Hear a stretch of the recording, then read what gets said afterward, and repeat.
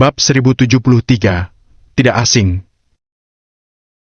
Pukul 5 sore. Sean akhirnya tiba di lokasi yang tertera di alamat tersebut. Sejak belasan tahun yang lalu, keluarga Campbell sudah menjadi salah satu keluarga terpandang di kota ini. Meskipun begitu, keluarga Campbell tidak tinggal di daerah elite, melainkan di pinggiran ibu kota selatan. Tidak heran, sebagai penduduk asli ibu kota selatan, Hans bahkan tidak tahu banyak tentang keluarga Campbell. Bisa dikatakan bahwa keluarga ini sangat sederhana. Seharusnya kediaman mereka ada di sini. Sean melihat pemandangan yang terpampang di luar jendela dan bergumam pada dirinya sendiri. Bagaimanapun, dia pernah datang ke tempat ini sekali. Sean masih ingat akan kunjungannya waktu itu. Keluarga Campbell sudah menetap di tempat ini selama belasan tahun. Mereka tidak pernah pindah. Jadi, seharusnya kediaman mereka masih di sana. Beberapa saat kemudian, Sean perlahan melihat sebuah bangunan yang terletak di kejauhan. Bangunan itu tampak seperti kediaman tuan tanah. Di depan kediaman megah bergaya tahun 70-an tersebut, terbentang halaman luas yang dipenuhi dengan rumput hijau. Bangunan tersebut dihiasi dengan batu-batu alam dan gazebonan cantik. Sekilas, bangunan tersebut tampak seperti kediaman seorang pejabat tinggi di masa lalu. Sepertinya, bangunan itu adalah kediaman keluarga Campbell. Tempat ini memang cukup terpencil. Tapi menurutku, harga rumah sebesar ini pasti sangat mahal. Theo menatap kediaman keluarga Campbell di depannya dan menghela napas panjang, merasa kagum. Benar sekali. Hans juga mengangguk-angguk. Meskipun harga rumah di ibu kota selatan cukup tinggi, harga tersebut masih jauh lebih rendah jika dibandingkan dengan harga hunian di kota tingkat pertama seperti kota Milju, ibu kota negara. Meskipun begitu, harga rumah di ibu kota selatan bisa mencapai angka ratusan juta rupiah. Dilihat dari bangunannya yang begitu luas dan megah, nilai jual kediaman keluarga Campbell ini sepertinya lebih dari 200 miliar rupiah.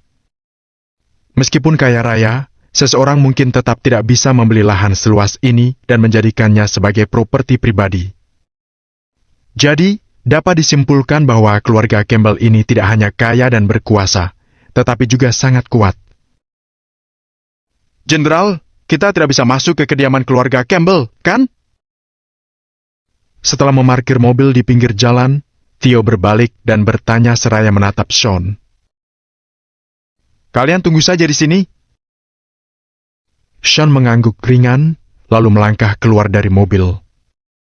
Dalam hal identitas, Sean adalah seorang jenderal terhebat bintang 9 di Angkatan Darat di Barat Laut. Wajar jika dia membawa rombongan. Namun, itu adalah identitasnya 2 tahun yang lalu. Saat ini, Sean hanyalah seseorang yang membutuhkan bantuan keluarga Campbell. Niat Sean mengunjungi kediaman keluarga Campbell adalah untuk meminta tolong. Apabila Sean membawa rombongan, dia akan terlihat sangat angkuh. Tentu saja, hal itu terkesan tidak sopan. Setelah turun dari mobil, Sean berjalan dengan perlahan menuju gerbang kediaman keluarga Campbell. Ketika sampai di depan kediaman keluarga Campbell, Sean melihat 4 orang satpam yang berjaga di pintu masuk. 2 orang berada di luar pintu, sementara 2 lainnya berada di dalam. Keempatnya berdiri tegak dan tampak seperti seorang veteran tentara. Melihat Sean datang, 2 pria di luar langsung melangkah ke depan dan mengangkat telapak tangan mereka. Mereka mengarahkan telapak tangan mereka ke arah Sean, mengisyaratkan agar pria itu berhenti. Kediaman keluarga Campbell adalah wilayah pribadi. Orang yang tidak berkepentingan dilarang masuk. Seorang penjaga keamanan menatap Sean dan berkata dengan ekspresi datar.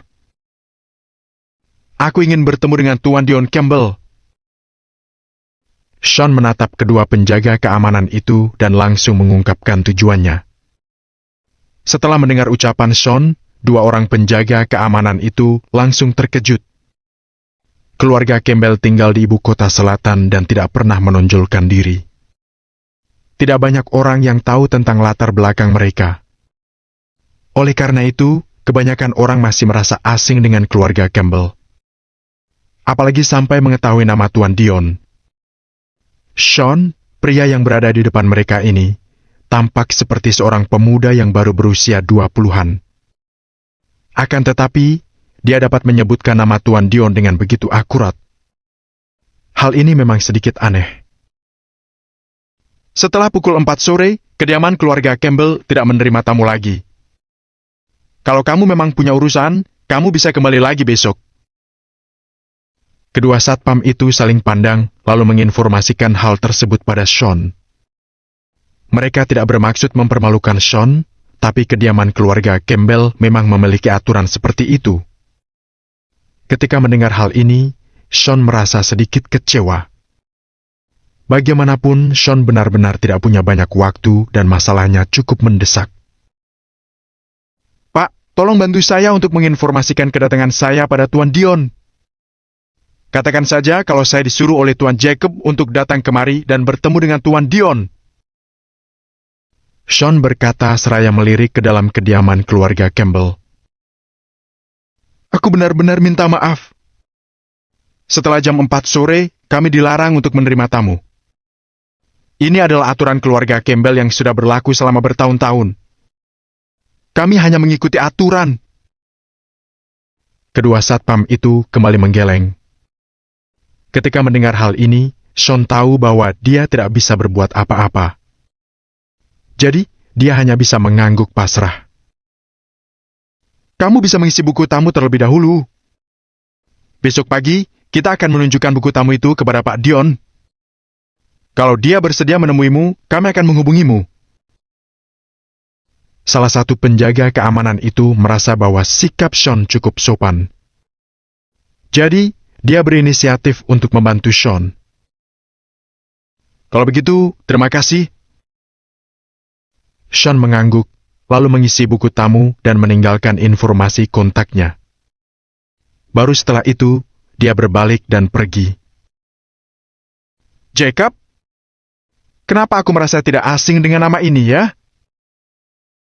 Salah satu penjaga keamanan itu bergumam seraya melihat punggung Sean. Jangankan Jacob. Nama pemuda itu saja terdengar tidak asing. Sepertinya aku pernah mendengar namanya di suatu tempat. Penjaga keamanan lain melihat nama Sean di buku tamu dan berkata dengan dahi berkerut. Bagaimanapun, dahulu Jacob cukup terkenal di kalangan angkatan darat di barat laut. Di sisi lain, jasa Sean di angkatan darat di barat laut begitu luar biasa dan dia adalah idola para prajurit. Bab 1074, menyelesaikan hingga tuntas. Oleh karena itu, wajar apabila mereka merasa bahwa kedua nama itu terdengar tidak begitu asing.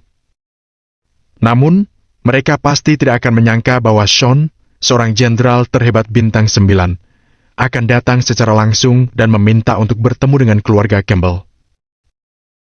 Bagaimanapun, jika seorang jenderal terhebat bintang 9 datang ke kediaman keluarga Campbell, Tuan Dion yang harus menyambutnya secara langsung. Kita bicarakan besok saja. Mari kita lihat apa Pak Dion mau menemui orang itu atau tidak. Kedua satpam itu perlahan berbalik dan kembali ke pos mereka. Di sisi lain, Sean juga melangkah ke dalam mobil dan menghela napas pasrah. Seperti kata pepatah, kehidupan manusia layaknya roda yang berputar. Kalimat ini memang benar adanya. Ketika Sean berada di puncak karirnya, dia bisa melakukan banyak hal dengan sangat mudah. Bahkan hanya dengan mengangkat tangannya saja, dia bisa mendapatkan apa yang dia mau. Sean tidak pernah merendahkan diri hanya untuk meminta bantuan. Namun, sekarang, dia harus merendahkan diri dan meminta bantuan orang lain. Jenderal, bagaimana?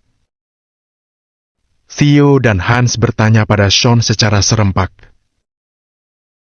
Kita lihat saja besok. Ayo, kita kembali dulu. Sean tidak menjelaskan terlalu banyak. Dia hanya memberi perintah sambil melambaikan tangannya. Baik, Jenderal. Theo menjawab dengan sopan, lalu menyalakan mobil dan bergegas menuju Villa Riverfall. Jenderal, aku sedang menonton berita. Kita masuk berita lagi. Theo mengemudi seraya tersenyum pahit. Apa? Apa berita itu dari kota Riverfall? Ketika Sean mendengar ini, dia langsung berpikir bahwa berita tersebut berasal dari kota Riverfall. Tidak, berita ini dari ibu kota selatan.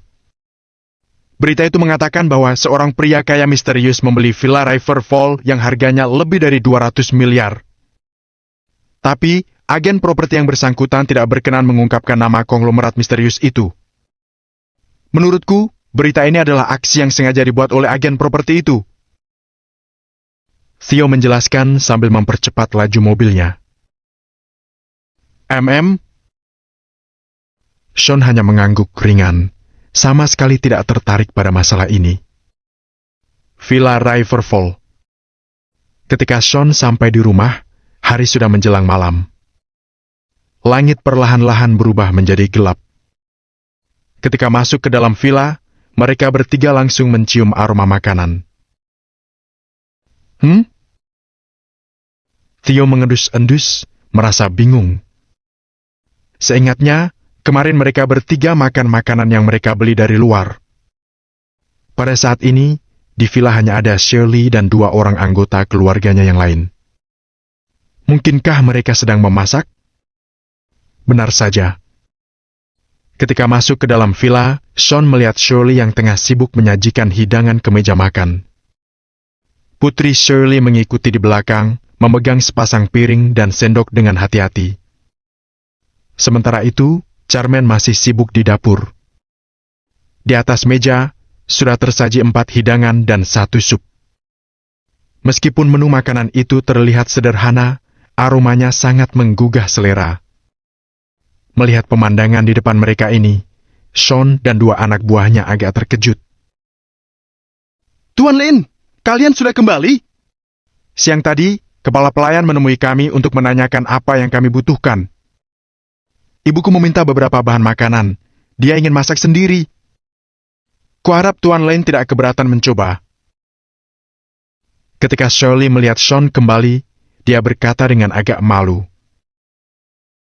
Bagaimana mungkin aku keberatan?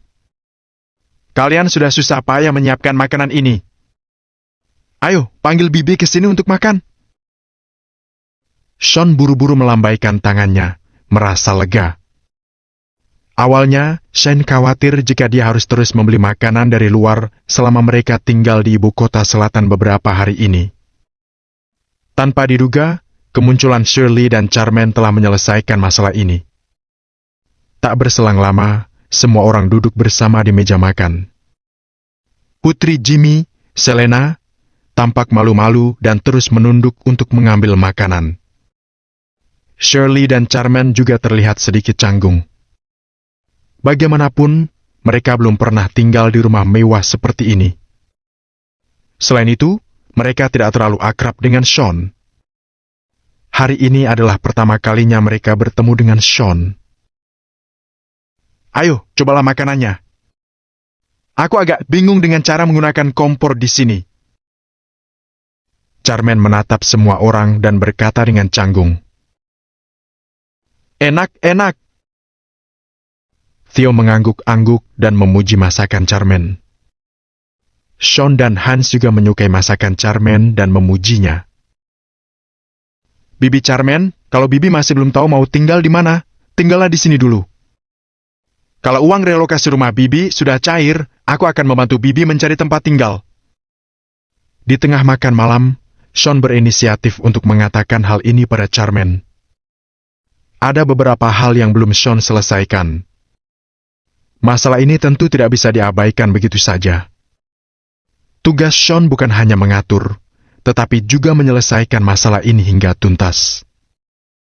Sean pasti akan membantu Charmaine dan 2 orang anggota keluarganya dengan sebaik mungkin. Sean melakukan hal ini semata-mata sebagai kompensasi atas meninggalnya Jimmy. Charmaine dan Shirley merasa agak malu, tetapi mereka tidak bisa menolak kebaikan Sean. Apalagi, Sekarang mereka benar-benar tidak punya tempat tinggal, jadi mereka hanya bisa mengangguk dan setuju. Sesaat kemudian, mereka makan malam bersama dengan penuh kehangatan. Setelah makan, Sean kembali ke kamarnya, memikirkan rencana selanjutnya. Jika tidak ada halangan, besok Sean bisa bertemu dengan Tuan Dion. Meskipun Tuan Dion tidak mengenal Sean, dia pasti mengenal Jacob. Namun, bertemu dengan Tuan Dion hanyalah langkah pertama. Sean tidak tahu apakah Tuan Dion berkenan membantunya atau tidak. Saat ini, Sean hanya bisa memikirkan rencana terburuk. Setelah berpikir selama beberapa saat, Sean mengangkat ponselnya dan melihat-lihat foto Nora yang tersimpan di galeri. Bab 1075, Identitas Sean. Baru 2 hari saja, Sean sudah sangat merindukan Nora. Namun, sekarang, Sean tidak boleh menghubungi wanita itu. Jika tidak, keberadaan Sean akan terekspos. Selain itu, Sean juga hanya akan membawa masalah yang tidak diinginkan pada Nora. Oleh karena itu, setelah merasa ragu selama beberapa saat, Sean memutuskan untuk meletakkan ponselnya kembali. Pada saat yang bersamaan, Nora, yang berada jauh di kota Riverfall, juga tengah memegang ponselnya dan melihat foto Sean. Hatinya dipenuhi dengan rasa rindu, khawatir, dan kesedihan. Meskipun begitu, Nora juga tidak berani menghubungi Sean. Menurut informasi yang dia terima, dalam 2 hari terakhir ini, beberapa orang telah tiba di kota Riverfall untuk mencari tahu tentang Sean. Faktanya, orang-orang itu telah mengetahui tentang keluarga Perkins. Namun, Nora tidak tahu apakah mereka telah menghubungi keluarga Perkins atau belum. Sebelum Sean pergi, dia berpesan agar Nora menjaga diri dengan baik. Tidak peduli apa yang terjadi pada Sean, Nora harus melindungi dirinya sendiri. Nora tidak perlu memedulikan hal-hal lain. Nora ingat kata-kata Sean, jadi dia tidak menghubungi orang-orang di keluarga Perkins. Namun, selama 2 hari ini, keluarga Perkins telah menerima kabar yang mengejutkan. Pada saat ini, di kediaman Nyonya Perkins. Hari sudah gelap, tetapi Yates masih mengunjungi kediaman Nyonya Perkins. Nenek, aku menemukan rahasia besar. Yates menatap Nyonya Perkins dan berkata dengan ekspresi terkejut. Rahasia apa? Mendengar hal ini, Nyonya Perkins bertanya dengan sedikit ekspresi bingung. Ternyata Sean memang penipu. Semua tentang dia hanyalah kebohongan belaka. Yates minum seteguk air dengan kegembiraan yang tak bisa dijelaskan di wajahnya. Seolah-olah dia benar-benar tahu beberapa rahasia besar. Semuanya bohong? Kamu bicara apa sih?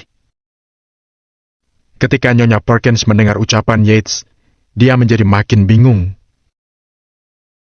Nenek, Sean membohongi kita tentang uang dan identitasnya. Apa nenek tahu identitas aslinya? Dia adalah penjahat yang menjadi buronan militer. Dia menggelapkan dana proyek khusus di militer untuk keuntungannya sendiri. Dia juga mengatakan bahwa dia adalah orang hebat di militer. Ternyata dia mengarang semua itu. Sean juga berbohong tentang uangnya. Selama ini, ternyata dia menggelapkan uang para tentara. Yates menepuk pahanya dan menjelaskan kepada Nyonya Perkins. Apa? Mendengar hal ini, mata Nyonya Perkins langsung terbelalak. Masalah ini benar-benar mengejutkannya. Awalnya, setelah melalui begitu banyak hal, Nyonya Perkins sudah mengakui betapa kuatnya Sean. Sean tidak hanya memiliki sumber daya keuangan yang melimpah, dia juga mengenal beberapa orang penting dan berpengaruh. Bahkan, dia adalah pemilik dari grup Acton. Nyonya Perkins berpikir identitas Sean jelas lebih dari cukup untuk menikahi Nora. Namun, setelah Nyonya Perkins akhirnya menerima Sean, Yates justru mengatakan bahwa Sean hanya menipu mereka. Apakah Sean mendapatkan seluruh uang, status, dan koneksinya dengan cara menipu? Hal ini membuat Nyonya Perkins tidak terima. Mustahil! Bagaimana mungkin? Nyonya Perkins menggelengkan kepalanya, masih tidak mau mempercayai ucapan Yates. Nyonya Perkins berpikir bahwa dia hendak mendapatkan durian emas yang jatuh dari langit. Namun, siapa yang menyangka bahwa durian itu ternyata busuk? Tentu saja, Nyonya Perkins tidak terima. Nenek, aku benar-benar tidak berbohong pada nenek. Mereka semua adalah tentara. Aku melihat kartu anggota mereka. Memang benar bahwa mereka berasal dari militer. Apalagi mereka berasal dari angkatan darat di barat laut, tempat dinas kakek dulu. Apa menurut nenek mereka akan berbohong? Yates menggelengkan kepalanya dan menjelaskan dengan sungguh-sungguh. Apa? Nyonya Perkins kembali tercengang. Jika mereka adalah tentara, maka ucapan Yates mungkin benar. Katakan padaku, bagaimana situasinya?